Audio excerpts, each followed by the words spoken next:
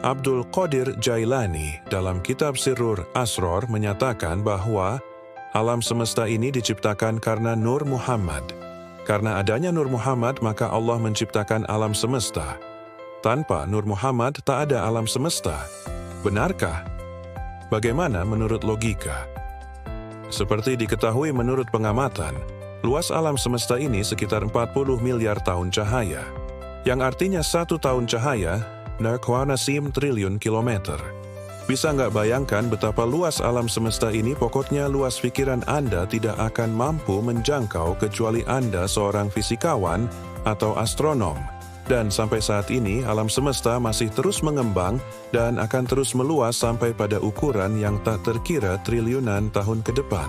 Pun hanya bumi ini yang sampai sekarang yang memiliki kehidupan sejauh yang diketahui oleh para ilmuwan. Lalu apakah umur Nur Muhammad itu seusia bumi atau seusia alam semesta? Lantas, sebelum ada Muhammad, bumi ini baik-baik saja, tetap berkembang seperti biasa, normal. Bumi hanya seperti debu di lautan, yang dihuni makhluk bernama manusia, yang berpikir bahwa alam semesta ini tercipta hanya karena sebab seorang manusia.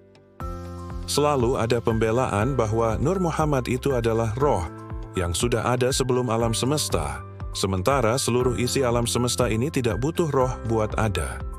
Alam semesta ini berproses dan terus berproses.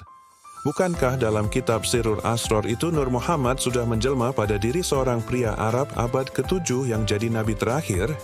Artinya, Nur sudah padam. Tapi alam semesta terus menciptakan bintang, planet dan galaksi baru, terus menciptakan materi-materi baru, sampai triliunan tahun ke depan sebelum sampai pada fase keruntuhan, tanpa perlu nur. Bagaimana menurut sains? Saya sudah mencari di Google dan bertanya pada teman-teman lulusan pondok tentang definisi nur. Nur itu adalah cahaya atau sinar. Tidak ada arti lain.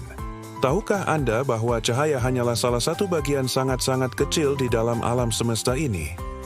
Cahaya hanyalah partikel yang tidak terlalu istimewa. Cahaya adalah sekumpulan foton yang merambat dalam ruang dan waktu. Bahkan cahaya memerlukan partikel atmosfer buat merambat dan supaya terlihat, dan cahaya tak mampu merambat di ruang hampa. Karena itulah ruang angkasa terlihat gelap. Lalu, mengapa cahaya terlihat di bumi? Itu karena di bumi terdapat atmosfer yang mampu merambatkan partikel cahaya. Bahkan cahaya bisa diukur kecepatannya. Cahaya hanyalah bagian kecil dari alam semesta. Masih ada gravitasi, massa benda, energi, materi gelap, dan void booster YG misterius. Jadi, tradisi-tradisi agama yang mengagungkan cahaya itu tidaklah istimewa. Semisal, ada yang menyebut malaikat terbuat dari cahaya, atau tahta Tuhan yang terbuat dari cahaya. Mereka belum tahu definisi cahaya yang sesungguhnya. Mereka hanya kagum dan tak mampu mendefinisikan dengan tepat. Makanya menganggap cahaya adalah suatu keajaiban.